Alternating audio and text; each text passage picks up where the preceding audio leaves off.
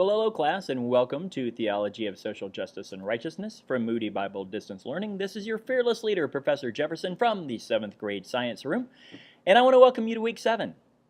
You know what comes after week 7? Week 8. We're almost done.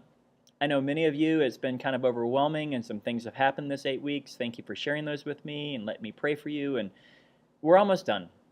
Let's finish strong. You guys have done a great job. This is not an easy class. The readings build on each other, the papers build on each other. You're kind of building a logical argument about social justice from a theistic point of view, and you guys have been rock stars. So I want to thank you for that, and I'm just going to encourage you, let's finish strong together. So week 7, you're going to be reading a very light topic, the Trinity. When I was a youth pastor, honestly, the first question that children ask, little kids ask, is who created God? Where did God come from? If you're talking theology, students want to know, well, how does the Trinity work? How is God 3? How is He 1? How is He 1? How is He 3? And honestly, if you talk to adults, they don't really know either, right? And so diving into the Trinity is like diving into the heart of God, because the more you understand our triune God, the more you understand why we are made the way we are, why the world is the way it is, why we relate to God the way we do. And I'm just really excited about this. Your discussion board actually kind of plays off of that. As you read the material this week, what stood out to you? What surprised you? Or maybe even, I know you're Moody students, I know you've had a lot of classes. You learn anything? Maybe you did. Maybe God kind of opened something up to you that you haven't really understood before. And that's what I really love about the discussion boards and the reading. Remember, this isn't for a grade. You're not going to remember your grade in this class 20 years from now.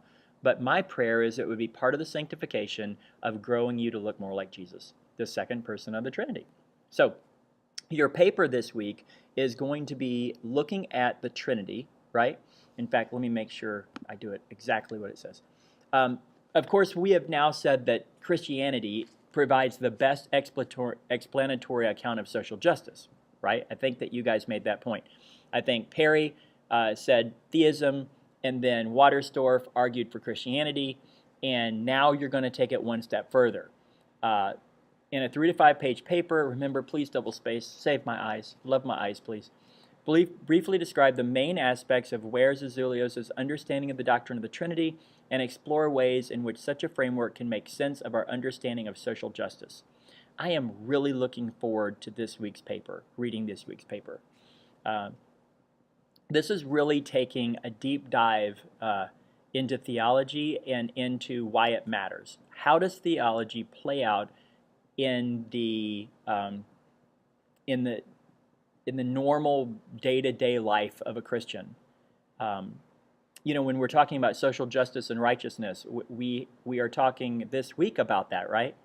We watched this weekend, we watched many professional athletes, coaches, and even owners kneel to make a statement about social justice. Now, whether you agree with that statement or whether you agree with the way they're doing it, that's a whole nother topic.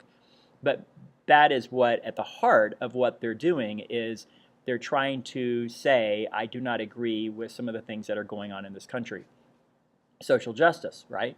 And so this is not something that's abstract. This is something that happens all around us all the time. So how are we going to, as Christians, through a theological lens, how are we going to understand those sort of things, and how are we going to bring to bear the kingdom thinking, ministry mindset that can change a culture? So that's it. That's what we're doing this week. So if you have any questions or any prayer requests, please let me know. Question of the week is, what's your favorite movie? For me, Princess Bride. I could watch it a million times. I know it by heart.